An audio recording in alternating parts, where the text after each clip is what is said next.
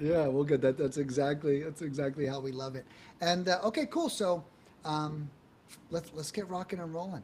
All right, Okay. guys. So welcome back to another episode of Real Estate Roundtable. I'm your host, Nicholas Nick, and today I've got a special guest here with us. She is actually a real estate investor in Los Angeles, the market I tell so many people to stay away from. So I am so excited to have Trisha here with me today. Trisha, welcome to the show. Thank you for having me. Yeah. I didn't realize that you tell people to stay away from Los Angeles.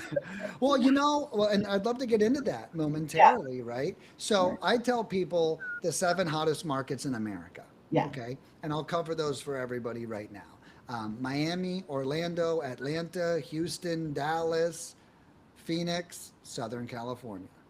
Okay. So those are my stay away. Now, that's probably best advice for a new person, right? Hmm. One thing I often tell new people is I said, look, if you just picked up a basketball today, you wouldn't sign up to play against Michael Jordan tomorrow, would Right. you? Right. And so starting in Los Angeles, Phoenix, Houston, Dallas, that's starting off in the major leagues, right? Right.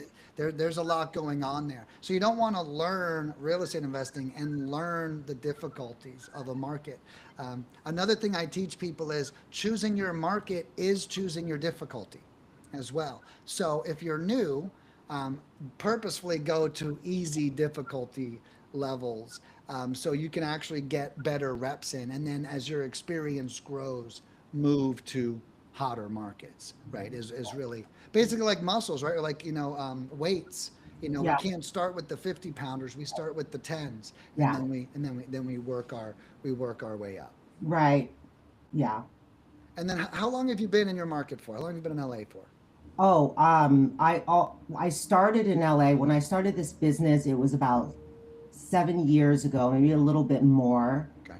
I always started in LA. I always have been in LA, but there was a few years where I was like, you know what, I'm gonna dip my toe in another market just to see if I get any traction. And I Hmm. was in Maryland Okay. and I was in Florida. Oops. I Okay. was in Maryland and Florida. Got it. And I actually did good in Maryland. I made good money in Maryland. Um, and then even Florida, but that was during like 2020, 2021. I was COVID just doing good. hit. Yeah, it was just, it was, I think you could have made money anywhere at that time. Right. But I did get deals from those two states. Um, but but but then Florida started to change. The numbers started to change. They started to just inflate, and Yeah. it just didn't make sense anymore. And I didn't. For me, I have a limited amount of time to be hyper focused on my job. I feel like I'm always working, but there is a short amount of time, not a short amount, like a chunk of time where I can be hyper focused. And with a time difference, with Florida being 3 hours ahead, it was really tough because I can talk at 6 o'clock. Like that's real estate for me gets so busy after 3 p.m. 3 p.m. to like 7 p.m. for me is like it just that's how I see it. That's my experience. Is just phones. Right. Like everybody wants to talk about real estate after in the late afternoon. Right.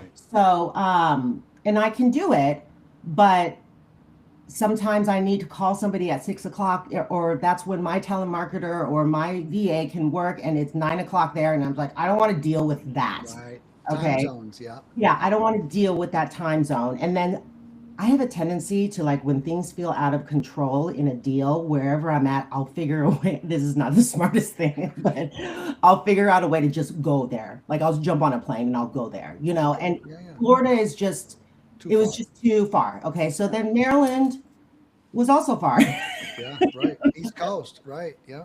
But yeah, and also I did not, I just got lucky with Maryland. I only did like 3 deals there, but they totaled like, like 45,000. Those were 3 deals, and it was fine. I just realized I didn't have a like a trustworthy source. I didn't know anybody that well Right. to feel like I could continue. I knew this one kid, but after he like helped me with the deal, he decided to go into another industry and he was no longer doing it. And then he moved to DC. And I'm like, okay, forget it. I'm just going to stay in Los Angeles. Los Angeles, and the reason why I first physically just being here, somehow it just makes me feel more comfortable.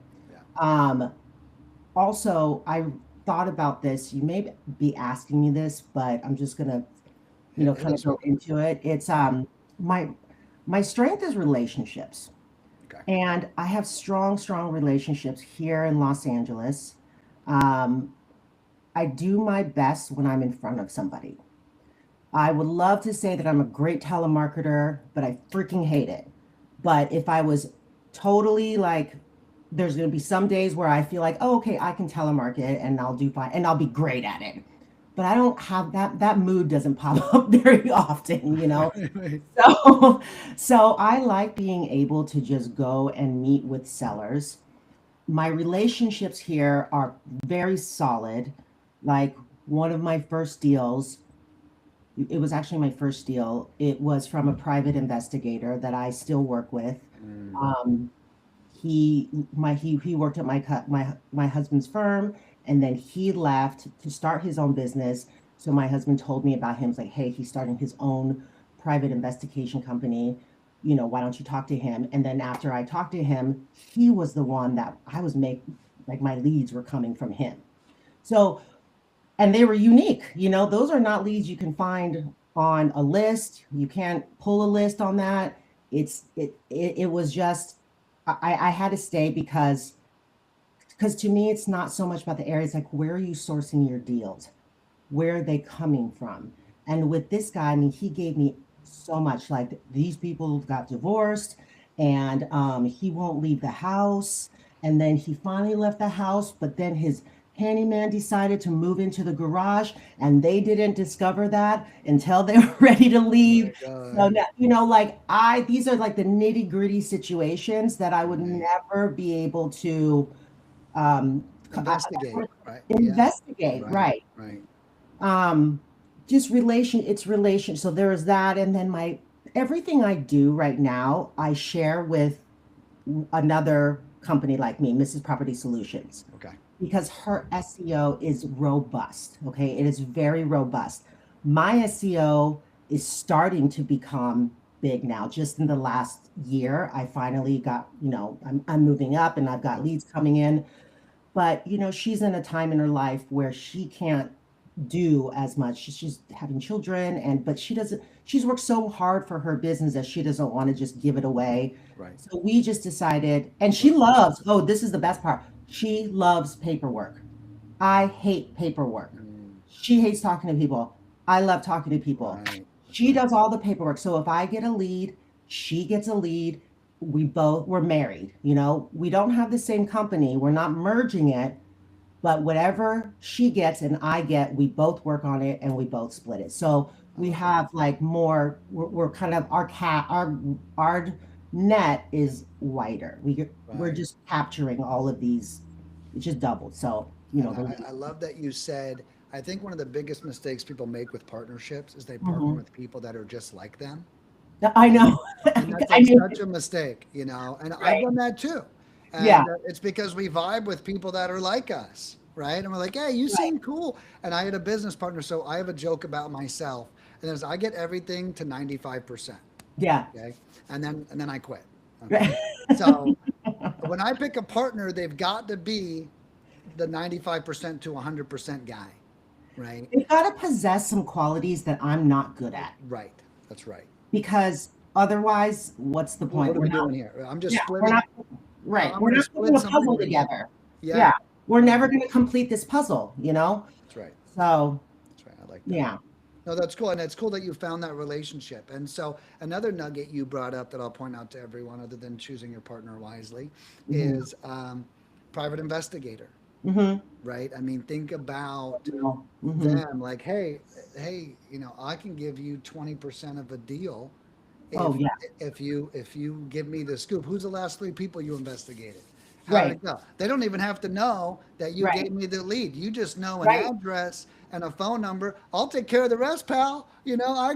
I'll get in there. Well, and that's actually a really ninja tip for the ultra distressed, right? And Yeah. I think a lot of people, they don't realize. And here's another thing I often teach is, and this is I think what a private investigator shows you.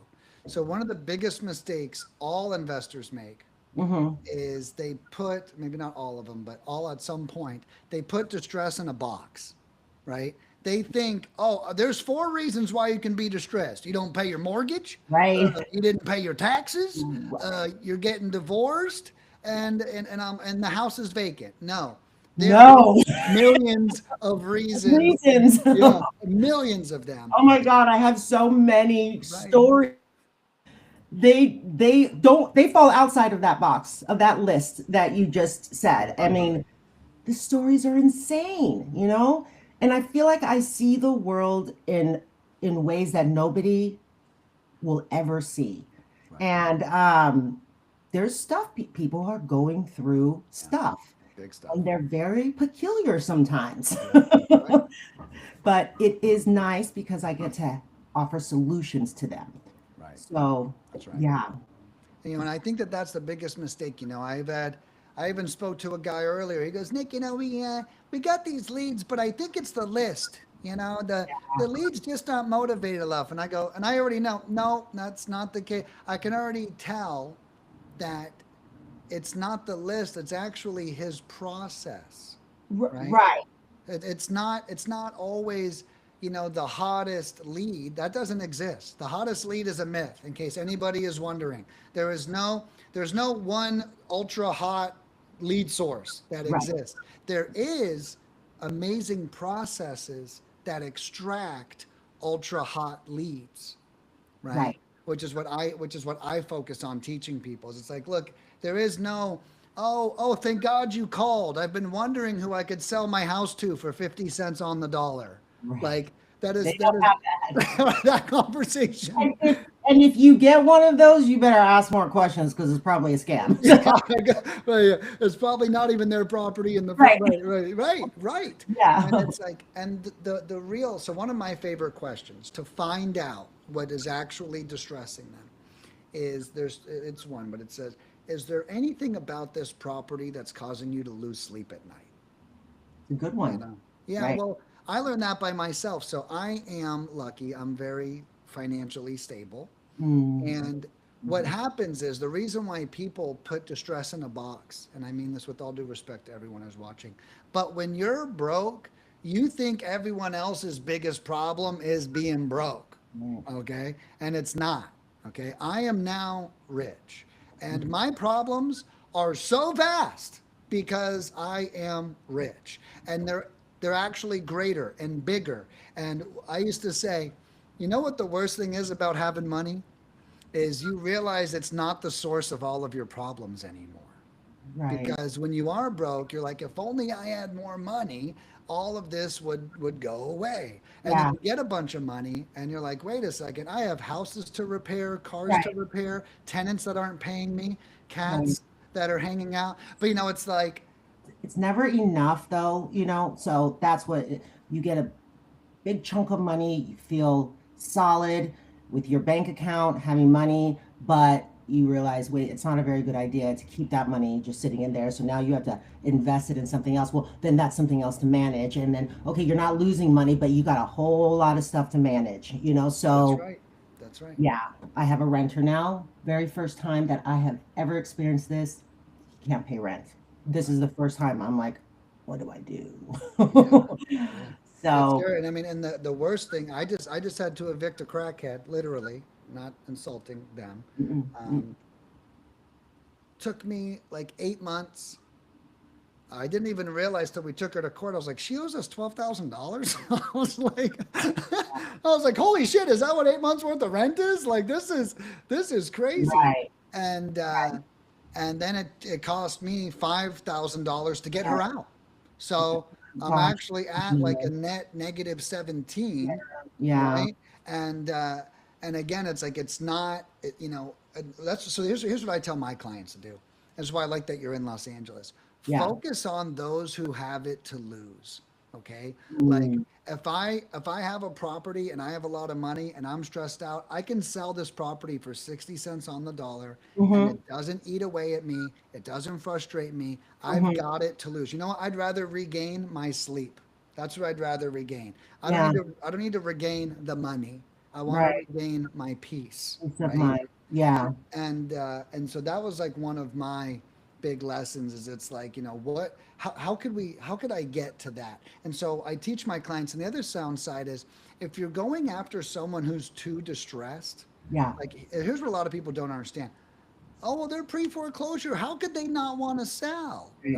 No, I'm sure they do want to sell, but two things are happening. One is they're technically not paying rent right now if Mhm. they're in pre-foreclosure. So that means if they sold you the house, that means they're going to have to start paying rent at the next place they move into. And it's like we don't realize that they don't want to do that. The other thing about a really distressed person is I always say this too, the number they need for the Mhm. house is going Mhm. to be a higher number Mhm. because they don't have just problems with the house. Their Mhm. car's about to get repossessed, Mhm. their cell phone's getting turned off. So that price that they give you is higher because it encompasses all of their problems, Oh, of course. not Right. not just the property too. Yeah, $40,000 in their pocket is not a solution for them, To the you right, know? right, So, and I don't do lists anymore. My whole process has changed because being in Los Angeles, knowing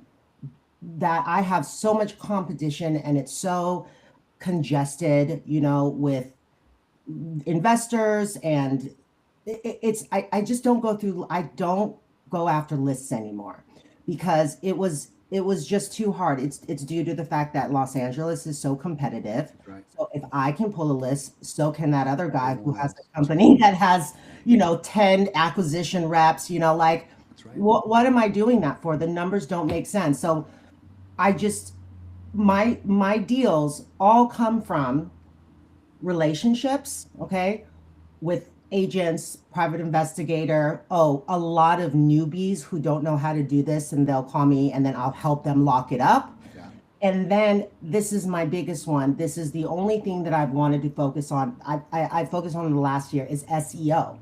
I see. I'm done. I am done calling people and I can't convince anybody to sell their house, right? Right. I need people that want to sell their house or they need to sell their house. And what better way than to get people to call Call you? you, right. Yeah. So I made a decision that I was going to only focus on, if I'm going to stay in LA, I want the leads to come to me.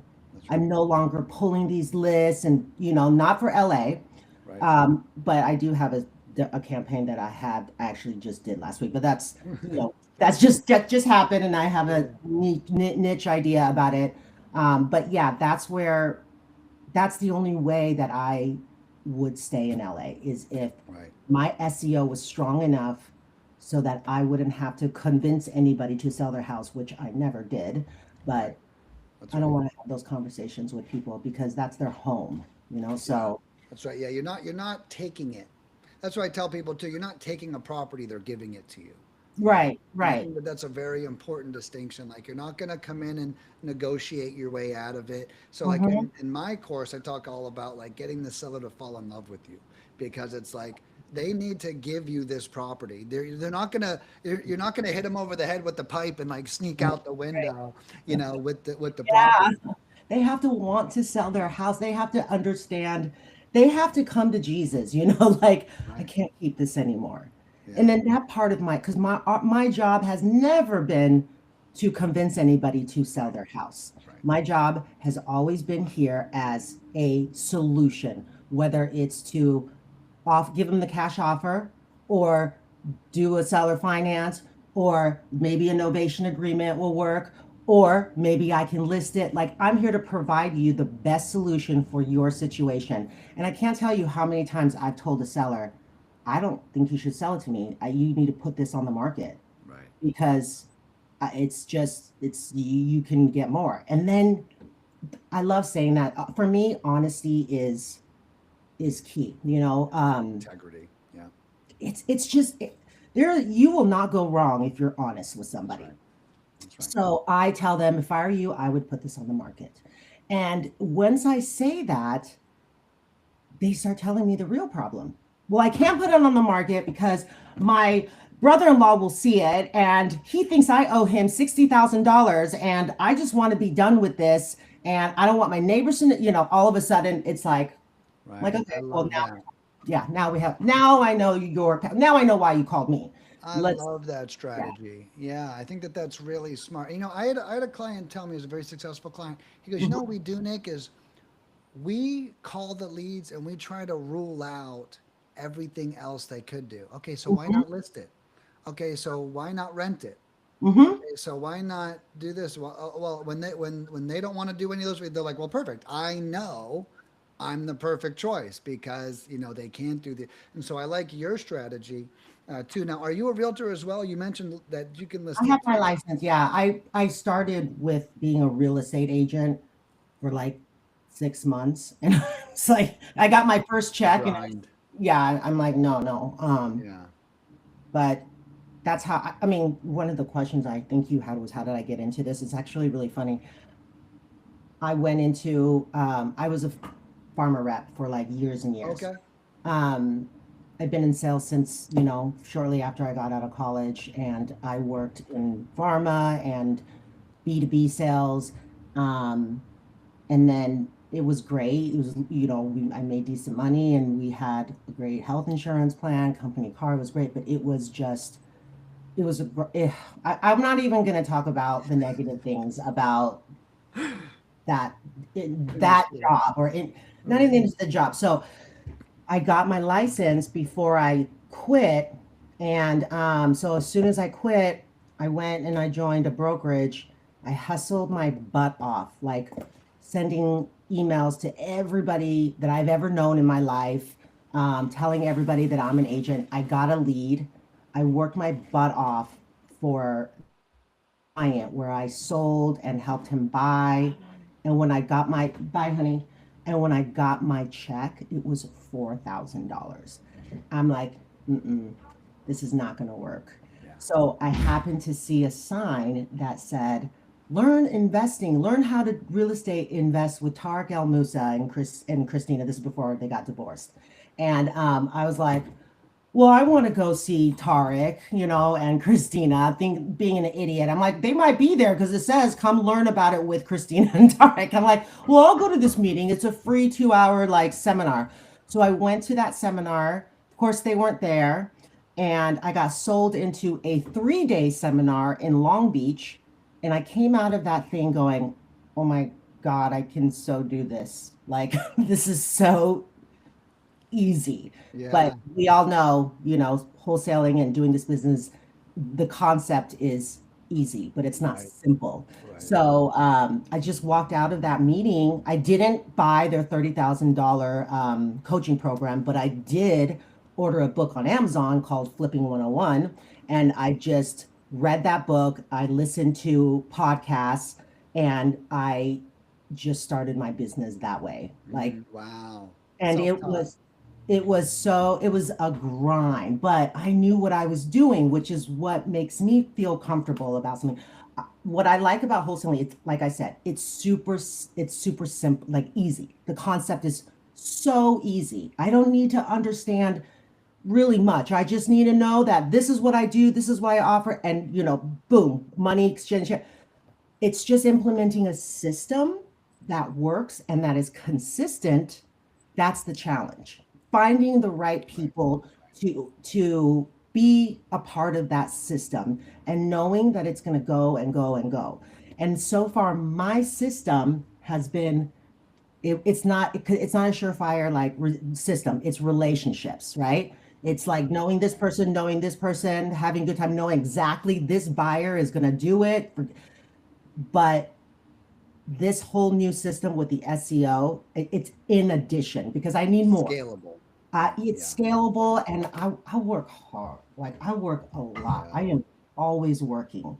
And it's just, I don't even know where I was going with this, Nicholas. Like, why did I even start talking about this? Well, it all makes perfect sense. And we were talking about, I don't remember what we're talking about, but I like where you ended up on systems because you Yeah. found what works for you. And a lot Yeah. of people are in your shoes. A lot of people call me because they're just on relationships. I'm like, well, this isn't scalable. There's no knob.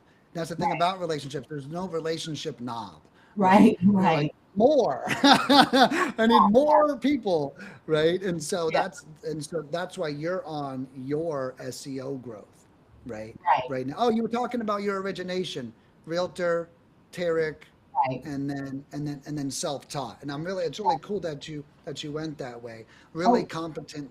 Go ahead. it's so funny because when I did that, when I went to Tarek's seminar, it went full circle. I actually wound up being on a show, being on one of his flipping shows, season two, episode 7. And it was just kind of a way for me to go, okay, I did the right thing. Because I just went to the seminar because I thought Tarek would be talking. But I wound up a year later, maybe 2 years later, actually working with him on a show. So Wow. it was kind of a way for me to say, all right, Trisha, you're doing the right thing. Things are coming together. I don't know. I use a lot of, I have to stop and look at my life sometimes and I have to see, okay, what happened? Like, what's the situation? How did I get there? And if there is some kind of like connection that got me to something that is positive, then I know that this is exactly where I'm meant to be. Got it. So I just kept going, kind of Right. random, but Well, yeah. no, it's not random. What you're talking about is I call them like they're like mile markers, Mm-hmm. right? And it's like, is this worth continuing, right? Right. And then you're like, and you're open to optimistic signs Right. that you're like, okay, all right. Because Yeah, I'll tell you, having hope as an entrepreneur is really hard, right? You it know, is. It is. And when I quit my job, my corporate job, I really didn't give my husband really any warning. It was a really like, it was a bad move as a partner to to do do. it that fast, right? To be To like, do it without consultation. So I was freaked. He freaked out. I I'm not gonna say I freaked out, but I did know the facts. The facts were my health insurance were removed, like our whole right. family. There's a lot of Um, stuff linked the to that car job. payments, the gas, the Amex for food, like everything was going to end in a matter of a month because I gave him a 30-day notice so that I would keep my benefits. 30 days, it was gone. In my head, I never ever thought, am I going to keep doing this? I never had that thought. It was going to work. I had to make it work. I'm not going to think anything other like if the thought in my head goes, you know what, I think I'm just gonna throw this, I'm just gonna decide to like become an engineer of some sort and just completely shift industries. Hell freaking no. No way. My head has been and always will be this real estate avenue Right. because I put so much on the line for it. You burn the I boats. You burn the Yeah, boats if you'll quit it. Yeah. I mean I didn't want to say screwed up, but I risked Right. so much Yeah. that there's no way in hell I am going to quit. I'm not going to Right. quit. So again, why did I start talking about this? Because you said something that reminded me of, oh yeah, you said as real investor, people who are doing this, you question, am I on the right path? If Right. I, Yeah. Yeah. yeah, Hope. Right. Yeah. Yeah. Hope I is. hope, Yeah. Hope. Yeah. yeah, Hope is hard to come by, yeah, especially in real estate. In my business, it's different. I own like an e-commerce style business. yeah, I can see when customers buy it. I can tell when they're satisfied immediately. Like there's all indicators I can go. But in real estate, so where are the leads coming from? How am I going? Like there's a lot to work on, and the money comes in lump sums. That's one thing I didn't like about real estate. I don't want to manage my money $50,000 at a time, right? right, I actually love, so that's actually how I created my pricing at Lead Mining. So when we first started, yeah, I was a career employee my whole life and I was never a salesperson. So I always got paid weekly. And I remember I was I was like, I need to get paid weekly again. So I was like, that's what I'll do weekly packages. And I had people paying me every week and it mimicked my exact, and I was getting paid every Thursday. And I was like, I'm creating my own payday. And right, it kind of morphed into what it is now. But and that's the other part that's so important about life is whatever we've been through is also teaching us what to create next. Yeah. If we used to work too hard, we'd want to, like, I used to run restaurants, and I say that there's, Woo! yeah, That's 13 years. hard. 13 years I ran restaurants for. And I said there is no work from home restaurant job. Okay? Like that doesn't, it doesn't exist. Yeah. And when I created this, I created it based off everything I hated about my restaurant career. Mhm. Right? And I was like, well, my feet, I have a rule, and that's no one's ever going to control where my feet are again. Okay? Right. Like for hours and years, I had to go into that building and stand the Yeah. whole time, and I don't want to do that anymore. And then, so I have all these unique things I created Yeah. because of my past experience, and that's similar, I think, to what you're saying about burning the boats. Whether Yeah. it's the politics, right? Politics from the boss, politics from the environment, pressure from the career. What was that day job? Did you tell us yet? I was a pharmaceutical rep. Pharmaceutical rep. I Okay, worked got it. for a big pharma. Yeah, Uh-oh, you're frozen. Are you there? yeah, I'm Oh, here. there you are. Yeah, I see you. I was a pharmaceutical rep. Okay, I was working for big pharma. yeah, Yeah, got like it. you know this And company. so, would you go to the doctor, the hospitals every morning? So my uncle was a pharmaceutical. I knew a couple of pharmaceutical, reps, but back in the day, it was different than what it is now. Back then, you'd actually have to like go to the hospital and sell doctor to doctor, right? Like Yeah, it I was mean, different. when I left, it was what I say, the way that I describe myself, like about pharmaceutical rep, when they ask me, okay, what do you do? I'm a professional friend maker. That's what I do, and I still apply that here. That's right. My goal is to make friends because I generally do think that there's something to like about somebody. Okay, and if I don't, and if there isn't, I'm really good at pretending that I like you. So That's right. that's what I did. I went to doctors' offices and I developed relationships with doctors to get time to talk to them about my That's right. medication and just ask questions like, what, he's like, I don't use this. I don't, I don't know if I should be saying the name. I don't use Bisolic because I've got, atenolol and metoprolol. I'm like, so what are the side effects like? Because we all know that inside of my head, I know his patients are suffering from side effects. Right. Right. So, Right. and then Bisolic, I'm like, well, I mean, just, keep in mind we're a vasodilating beta blocker that decreases peripheral vascular resistance. So your patients are not only going to get their blood pressure reduced, but they're not going to feel lightheaded and tired. They're not going to be able to, I mean, they're going to be able to live a normal and active lifestyle with a blood pressure at a, where their numbers are healthy. I don't, it's just getting time and knowing what they're doing or asking them the right questions to find out what they're doing and knowing your product so well that you have a way to handle any type of objection that they may have. So, and sometimes you'll be like, Bisolic's not the one for you. Right. That's right. None of your patients can afford it. It's not on formulary. You work with, all of your patients are with an HMO or whatever. There is no place for Bistolic in your practice. And boom, the minute you tell a doctor or anybody that they cannot do something, what do? Yeah. It's probably the same thing you They and I would choose do. their own. I'm going to tell you that I can do this. I Yeah. can We prove need it it. wrong. All of a sudden, boom, 6 scripts the week that I left. Right. And that's what I did. Like I uncovered, I figured out like, so what I did as a rep was, it was also consistency. I can't show up to a doctor's office once a quarter. I have to be there every other week. He has to know, or he or she has to know, oh, it's Thursday. We're going to be seeing this rep. We're going to be seeing Trisha. Let's, I needed to, it was a consistent schedule. When I visited doctors, it was always the same, like we had a call cycle. So I always knew on Mondays, I went to see these doctors. On Tuesdays, I went to see, and that would not waver. That would not waver. Yeah. Like and you would think, well, it's okay. We can just see him on Tuesday instead.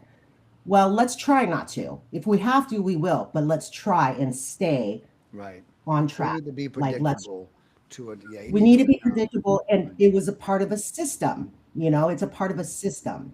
So, and then, yeah, so that's what I did. I learned how to create systems and see that it did work because I would hear the staff and they would say, "Well, I'm going to see that rep on Tuesday." So, and I know I'm like, "Oh, they actually know when they're going to see their reps."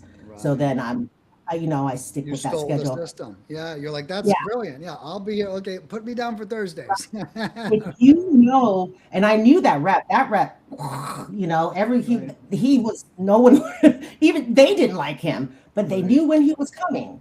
We're right. like, well, we're gonna see him by blah blah blah, so I can ask him. And then that man, oh gosh, you even know when Mr. Annoying is going to be here, and he's annoying. You know when he's going to be here. I'm not annoying. I'm fabulous. Like, let's make sure you know when I'm coming, which Right. is every Monday at 1:30. I'll be here. So, and then you just embrace the beauty of human beings, Yeah. no matter how different they are from you. And you just make sure that whatever room you are in, everybody there is comfortable, Yeah. you know?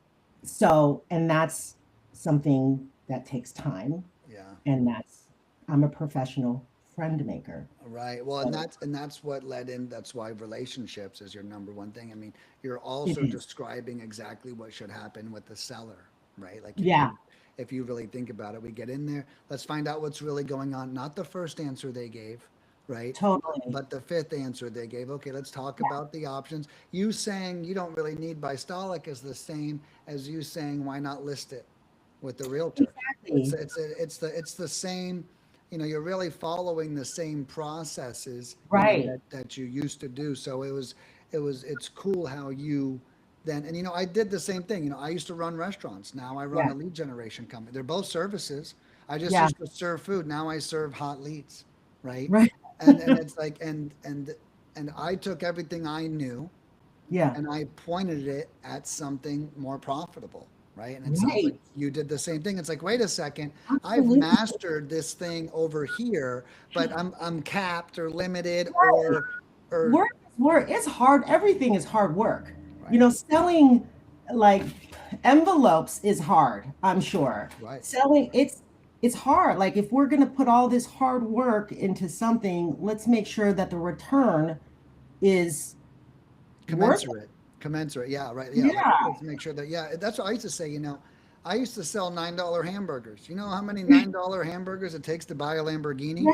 Okay, a lot of them. All right, and it's Right. like, and we don't realize. And I remember as soon as I got my first breakthrough at Clever Investor. I don't know if you've heard that name. Oh, yeah. Okay, Yeah. but so they hired me to throw their events for them.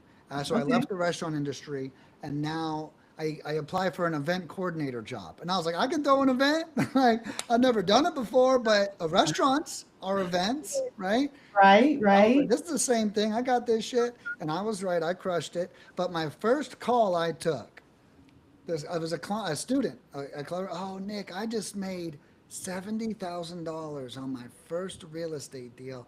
And it stopped. I was my first call and it stopped me in my tracks. And I couldn't even stop myself. I said, did you know that I worked 70 hours a week for 52 weeks last year to make that same amount of money? And then that's when I realized I was like, oh, finally, I'm in a place that can feed me greater. Right. Ironically, Right. with the foods, right? But it's like, wow, I'm finally dealing with the product that Right. has a bigger margin on it that Yeah. can support me. And so I see, there's so much in your story that's exactly how you got here. I don't know if you see Yeah. it. You probably do see it so clearly, but you did the same thing I did. We mastered, and this is what I tell all my clients is if you've got a day job, Yeah. learn on their dime. Right, right. Okay. Oh, Don't go ahead. totally. Yeah. But this reminds me, okay, I get into this conversation a lot with people. How many people have you known or seen that go into wholesaling because they think it's easy? Right. They're like, they just go in, they're like, first of all, I can't I mean, I'm just gonna be real, okay? You're asking, somebody calls you and says, "Hey, I got a deal," and I'm like, "Can you send me a write up?" I don't have a write up. You don't have a write up?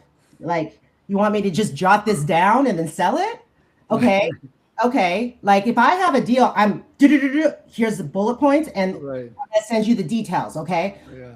And then you look them up on Facebook and they've got like this profile picture that's like, and then they got this like chain. No, like if you came from a job that required you to do things a certain way, then that's good. But these people, they come in, they have no background experience. I'm a big believer in college. Okay. I know that there's all these books that say like, you don't need to go to, sure, sure, sure. Okay. Maybe we're talking about money, but you learn how to do things a certain way. And you also learn how to do things that you don't want to do. And that is the most important lesson in life, I think. All of my kids are going to do things that they don't want to do. They're going to figure out how to come to peace with it because you can't avoid it. You can't live a life where you are only doing things you want to do. So that's why I think college is important. Yeah. And that's why I think working at a company is important before you decide to cash all your checks and start a wholesaling business. That's right. You're going to fail. I'm sorry. That's like, oh, somebody's going to prove me wrong. And that's fine. I'm glad if they do. Well, you know what the point is that if you only learn all your lessons while you're an entrepreneur, you will fail. Uh-huh. You'll waste time. Yeah, Well, there's also no room for error. If I'm a shitty restaurant manager for right. 3 years, Uh-huh. nobody knows that about me. Right. I'm able to become a great leader on Right. someone else's dime. Exactly. Right. Exactly. And if I didn't have that time and now I have my employees and I'm a bad leader, they're going to Right. quit, steal, screw me over Totally. every chance they get. And I can't, and I'll be like, real estate just didn't work out. When it's like in Right. reality, you actually maybe weren't ready for Right. the opportunity. So one of my big lessons is because a lot of entrepreneurs naysay 9 to 5s. I'm the opposite. I Mm-hmm. say if you're not if you're not the best employee at your job, then you're probably not going to be a great entrepreneur. And Right. I try to remind people that you cannot skip levels. Okay, Yeah. there is no leapfrogging attendance, integrity. Right. It's like your leadership skills really matter. So, Yeah. this is one of my favorite stories, and it's a short one. This guy calls me up, and he goes, Nick, I wanna be like you, Nick. I want to be successful and have all this stuff. I said, okay, well, tell me about your life.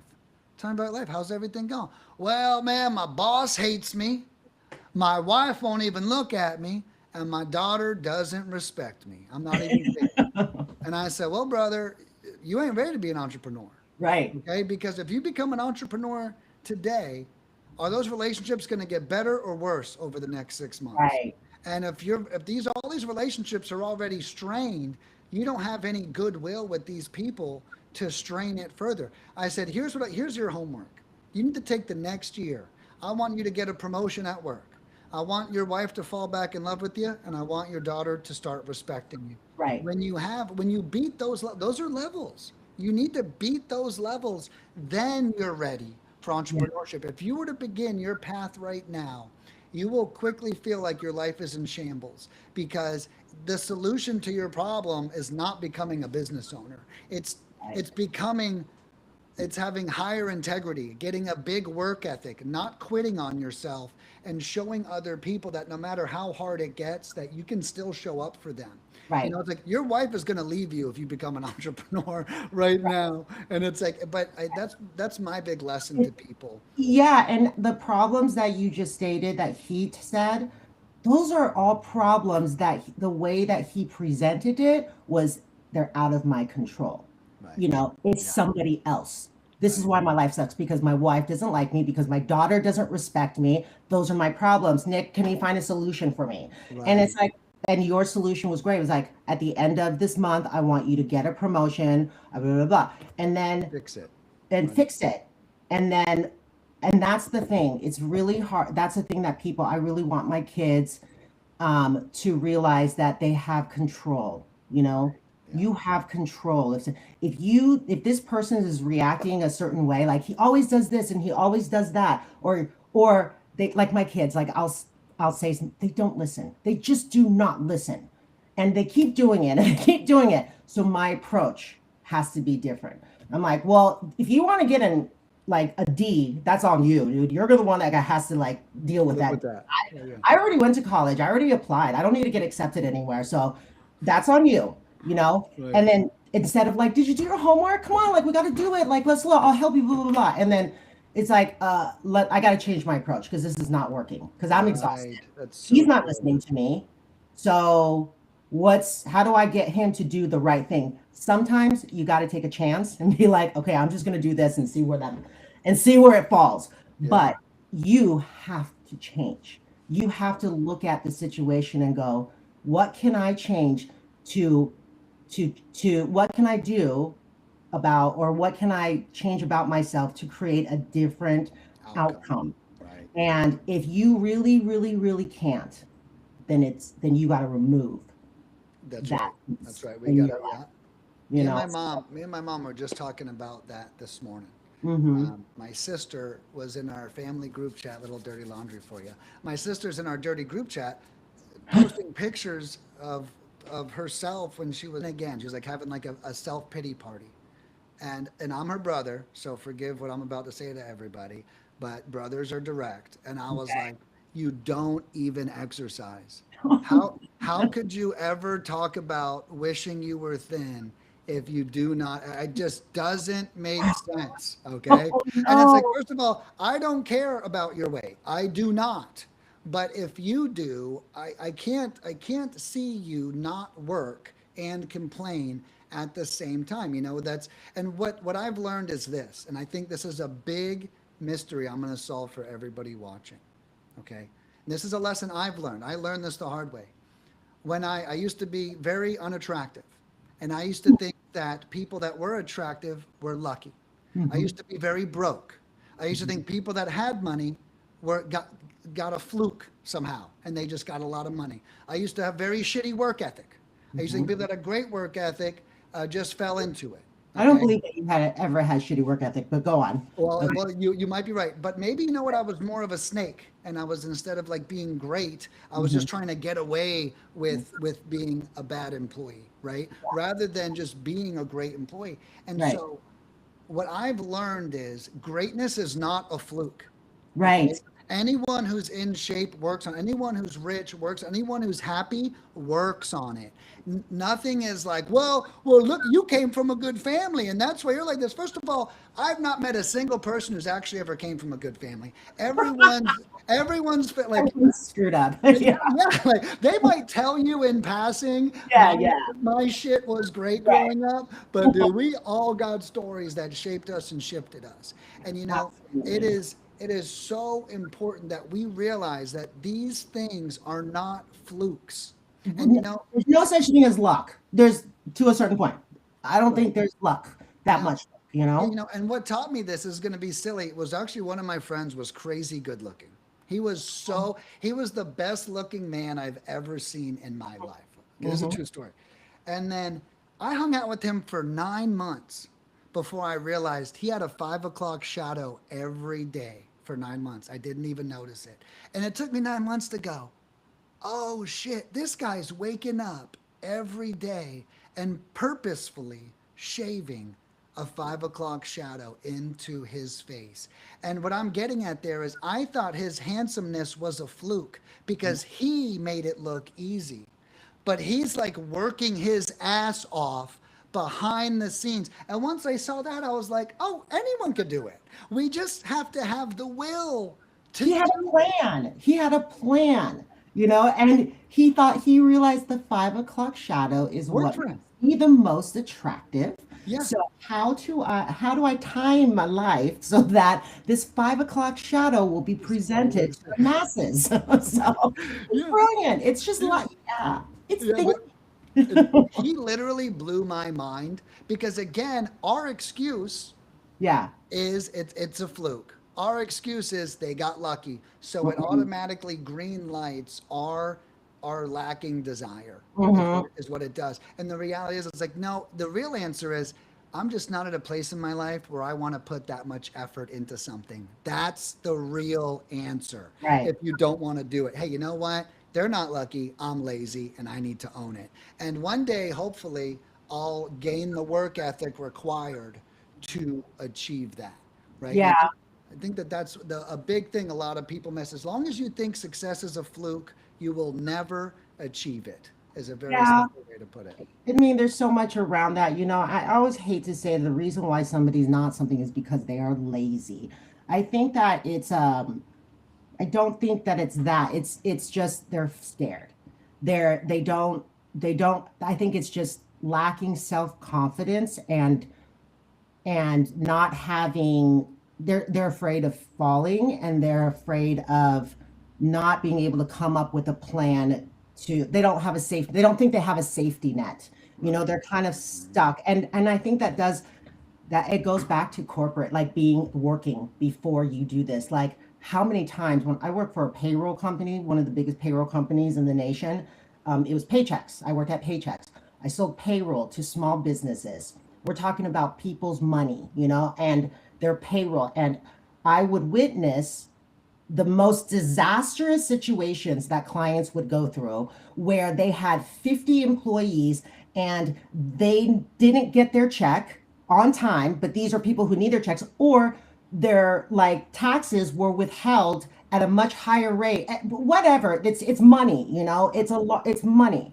And it was the biggest disaster according to these business owners, because it was. And to see how the managers handled it, the operations manager handled it, I realized there's always a solution. You can always fix something. So I think that that is why people don't do it. They're too afraid of they're not lazy, they're afraid. They're afraid because, like, they can get up and go work out, but why can't they get on a phone and talk to somebody? Right. Because they're afraid. So how do we get people to overcome their biggest fears? That is something for me that is too much for me to deal. Yeah. Like, Right. you got to come to terms with that. If you Yeah. want my help, come to terms with that. And that's kind of why I guess I say late, and it's not lazy in the conventional term, but Hmm. but I think this is what jobs give us, right? Hmm. When I have a job and my boss is like, figure it out, Hmm.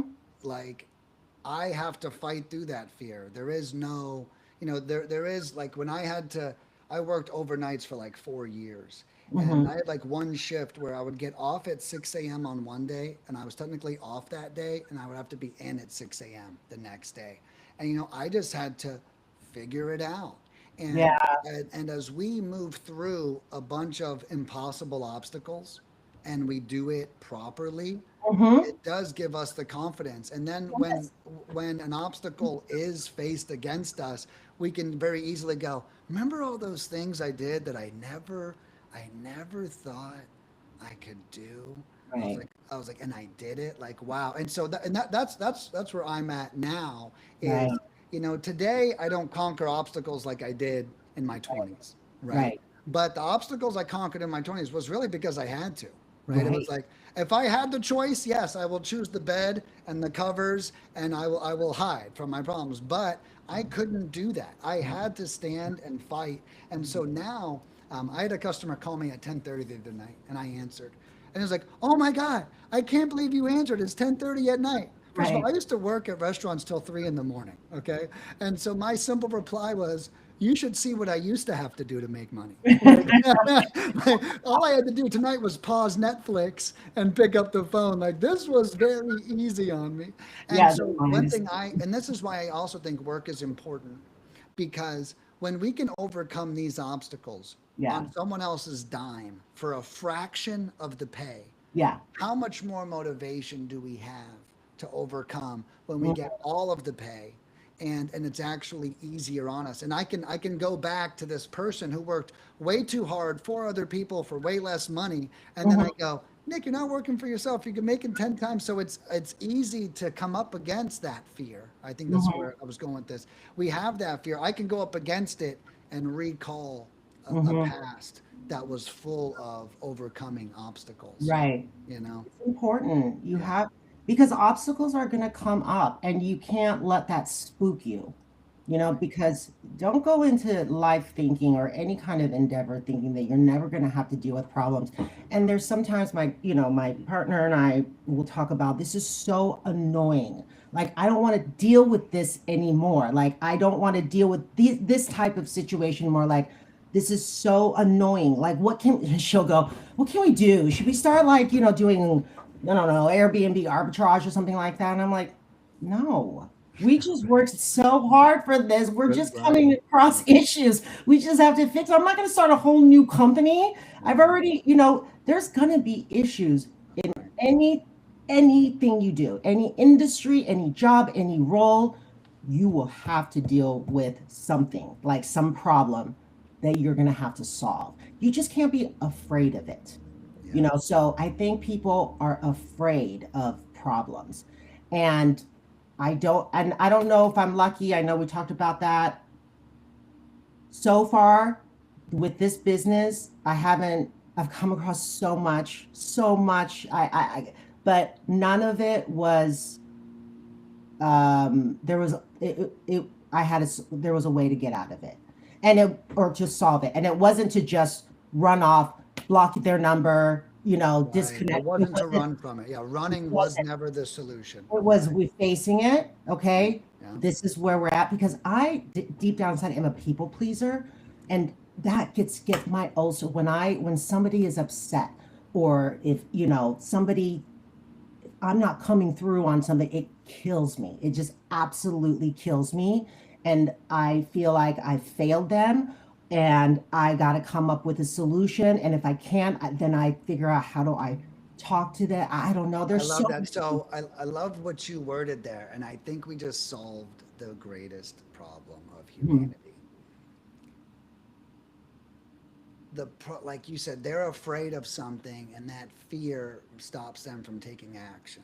Right. Our fear is greater than that. Our fear is letting that person down. My fear, even as a restaurant manager making $35,000 a year, my fear was letting my boss down, right? Right. My fear was letting the customers down. So yeah, Yeah. yeah. Do I want to go in the bathroom and unclog this toilet? No, Oh, I do not. But you you had know to what I do that. want to less than that is to run a restaurant that has a nastily clogged toilet and to call my boss and tell him I need a plumber because I don't want to mess with this issue right now. Right. And so it's like our our fears are greater than the obstacle. My fear is not overcoming the obstacle. Mm-hmm. My fear is disappointing Mm-hmm. either myself. Not delivering, Right. That's right. And not so it's like, delivering what I sold. Yeah. wow, that was powerful. I love how we brought that together because I'm still afraid. I'm just afraid to let my customer down. Right. So I'm still afraid. I'm afraid to be broke, right? Right. Right. I'm still afraid. It's just no longer am I afraid of the work, right? Right. Because the work is going to actually provide me the peace. And I remember when I was a restaurant manager and I would see, and I used to be the guy. That's why I know. I used to be the guy who would sweep it under the rug, right?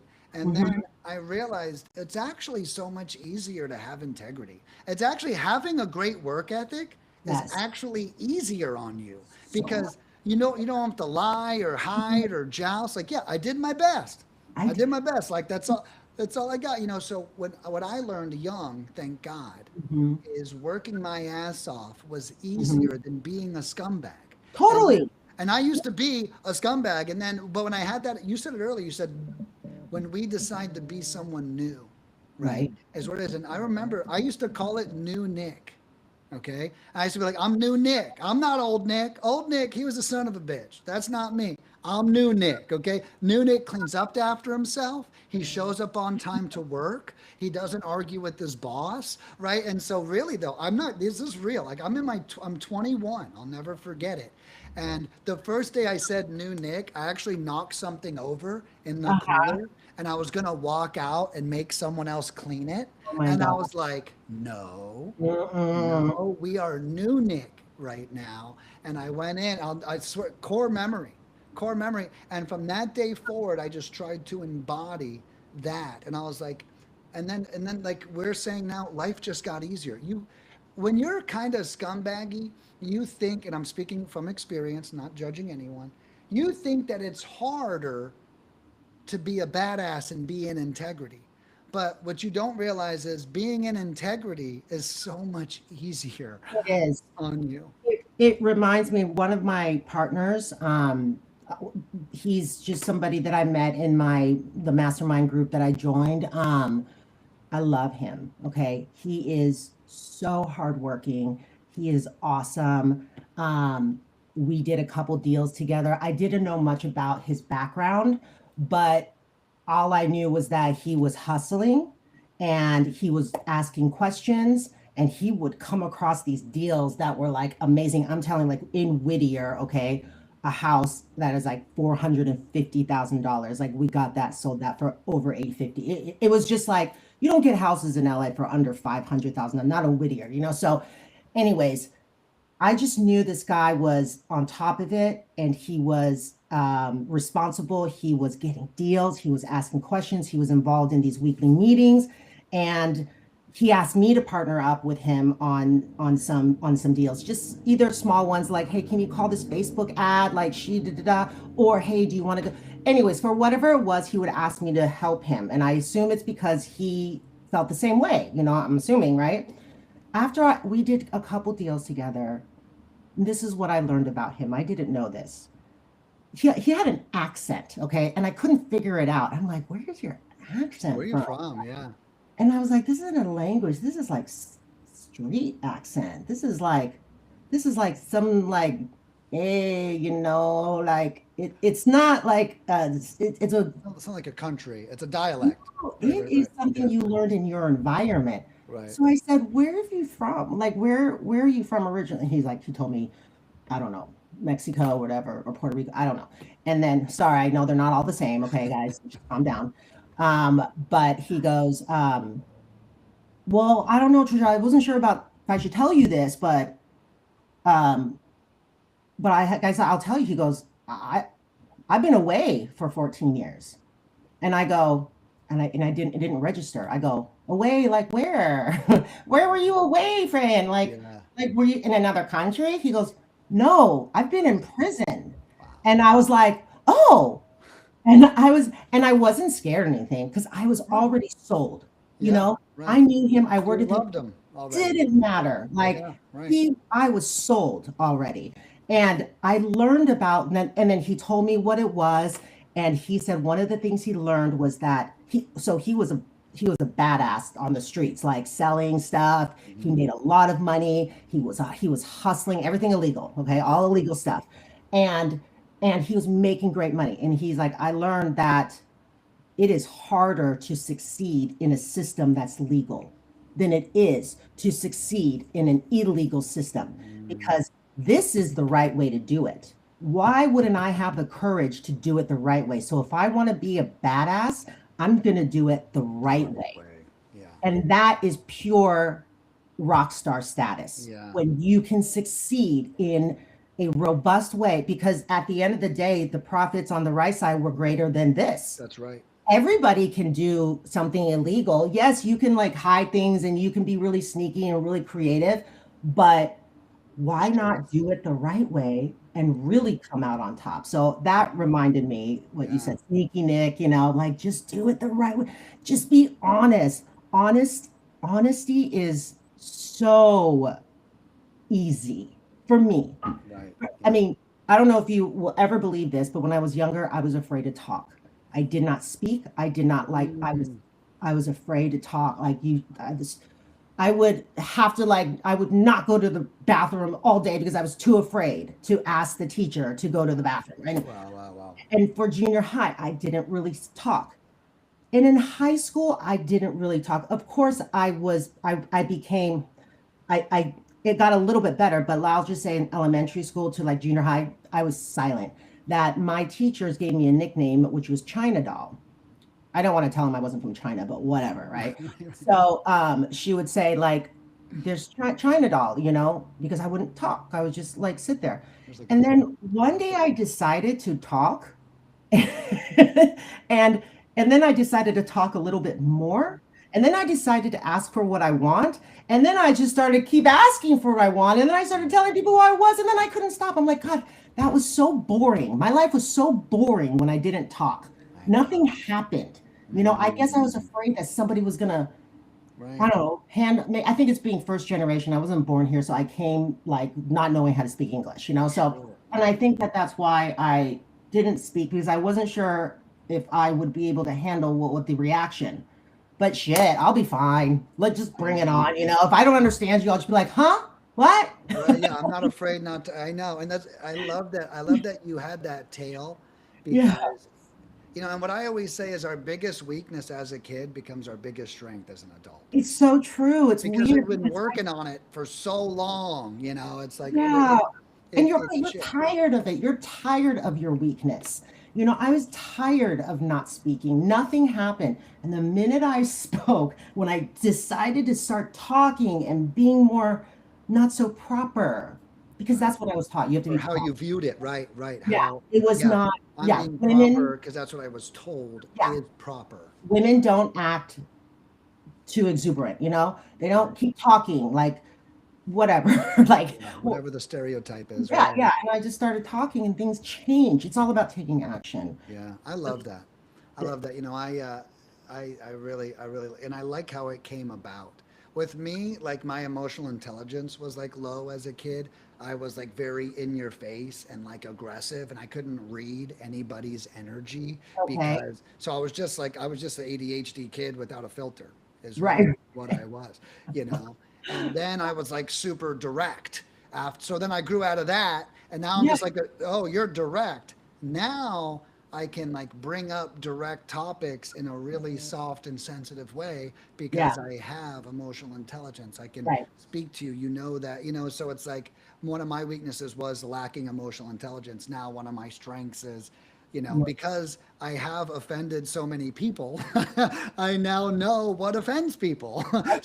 so I'm like, okay, I need to not go here. I can't say it like that. I can't Yeah. do that, right? So it's very similar that like what was holding me back is now setting setting me free, You right? think that's how you got better at like how so emotional intelligence is something that you can learn, Right. you believe, right? Well, I learned it in a very weird way. So I learned it by hurting people, is what I did. So when I was a kid, I was a bully in school. I Oh. was the smallest. Yeah, yeah. My story isn't great, but it's true. Mm. When I was a kid, I was small, so I was bullied.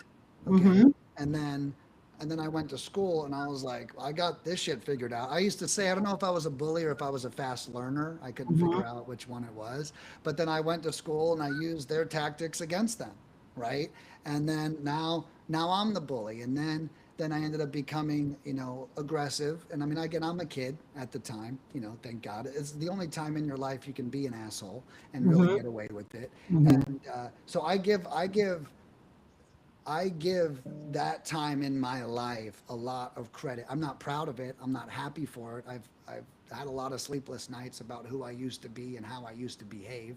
But you can't look at things like that. And it's like, you know what? I'm amazing now. And if Mm-hmm. I had to go through that to get to where I am now, like I had a friend a couple years ago who's an adult bully, right?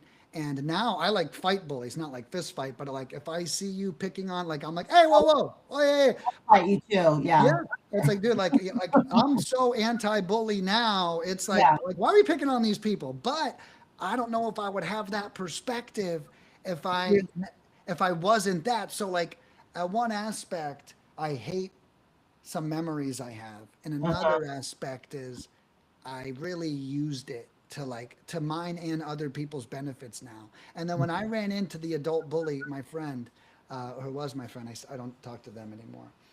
That was like one of my triggers. I was like, bro, like you don't treat people well. And you know what? Right. From someone who used to not treat people well, let me tell you, it's not going to work. Like, and I Right. also don't want to be around it. And Right. and so now I kind of bully the bullies because hey, I can speak that language. Right. If you want to do that, like I'm the one you want to pick on. Right. Don't pick on those people. So I think I learned it a lot through pushing people to their limits, Right. and then I spent 13 years as a restaurant manager. So it was actually like if you look back, it was like a training ground. So I honed the skill in my adolescent.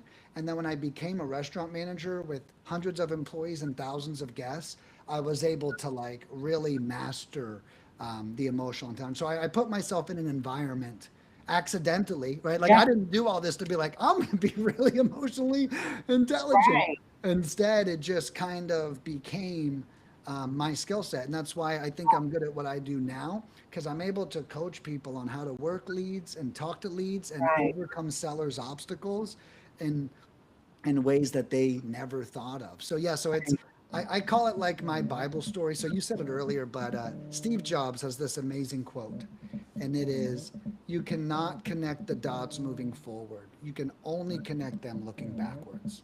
And you know, Right. just like Okay. your career with what you were doing, yeah, it's amazing. So I'll say it one more time. You cannot connect the dots moving forward. And what that means is while you're going through it, you might feel aimless or lost or Yeah. not understand the greater good that's going on here. But Yeah. then once you're through it, you're like, oh my God, I know why I went through all of that shit.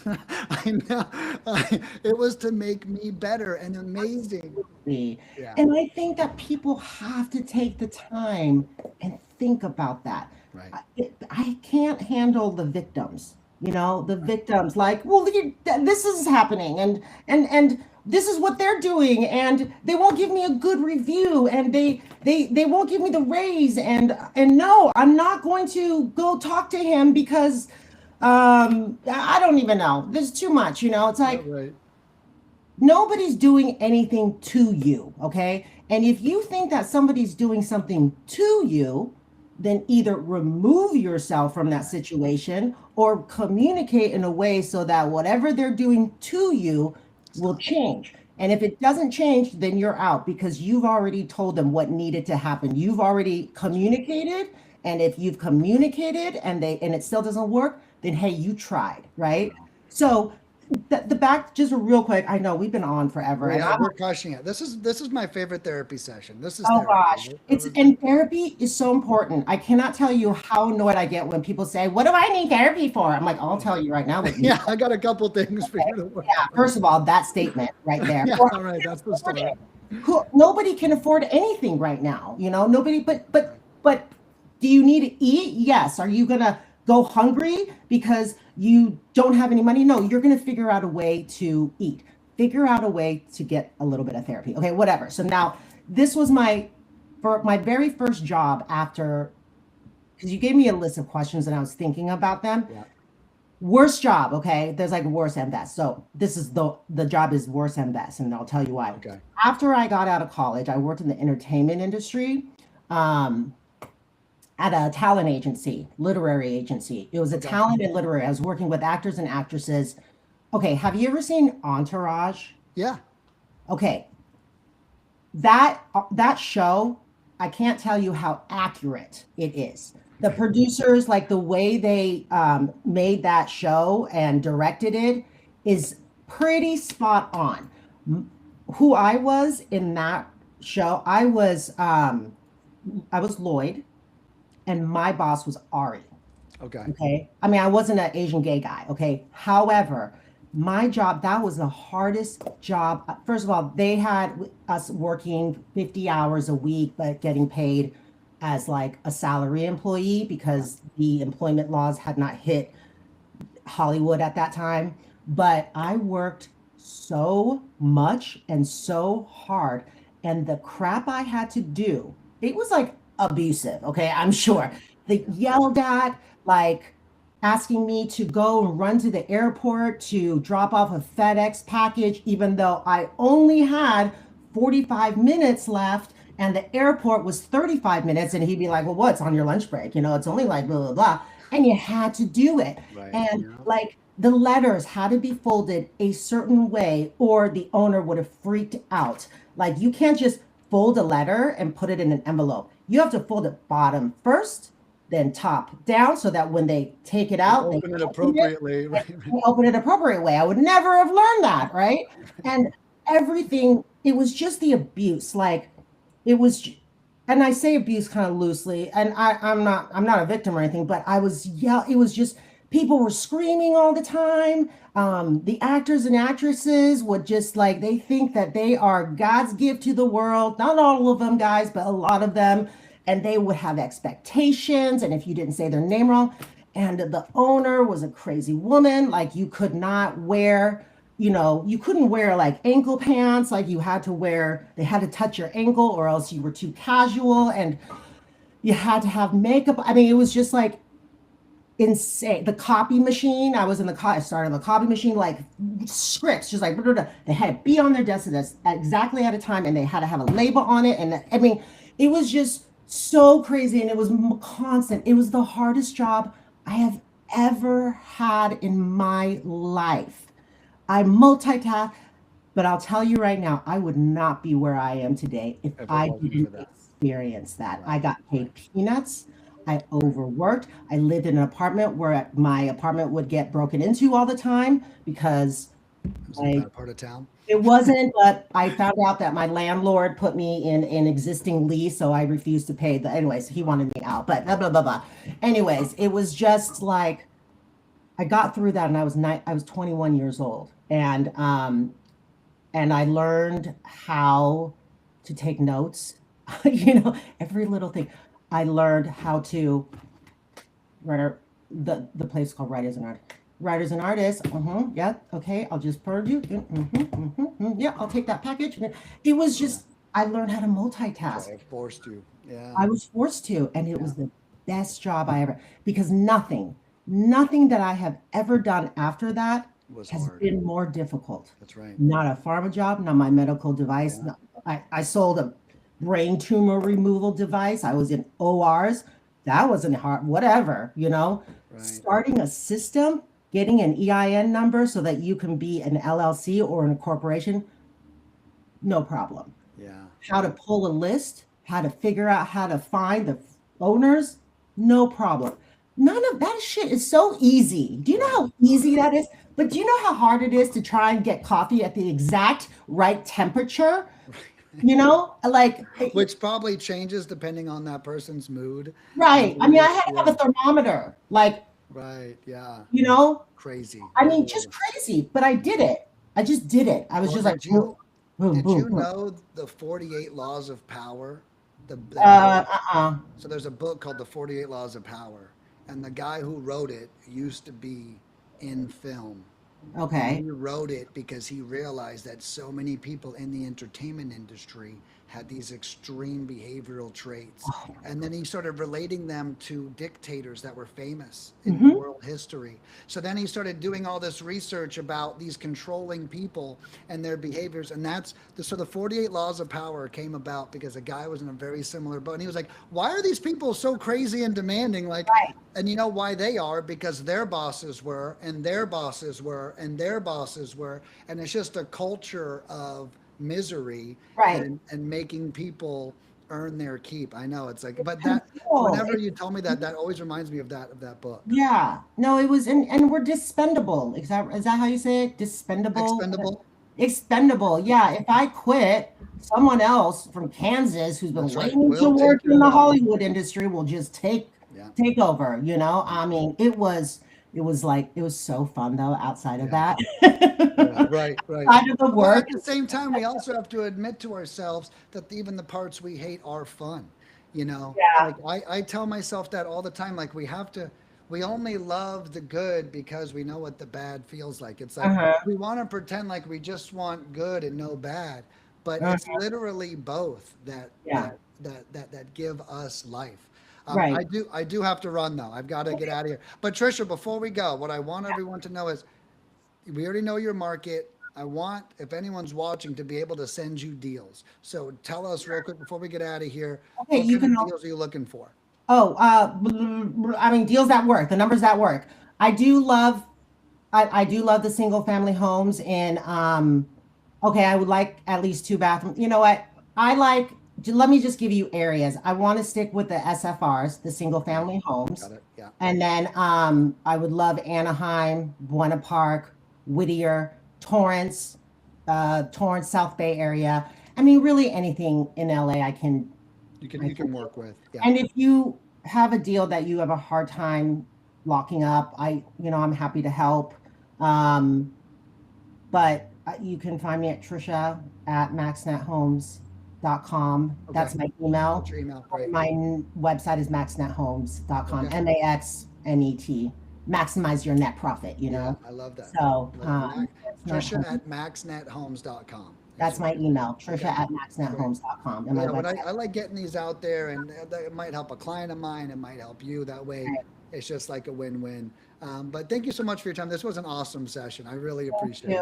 I Yeah, enjoyed it. Thanks for staying with me so long. I'm sorry if you're you late. crushed it. No, I'm great. I have a massage to go to, so I'm all chilling. Yeah, from here, All and right, it's cool. super close. But thank you again. I'll see you soon. Okay, talk to you soon. Bye, Bye Nick. bye.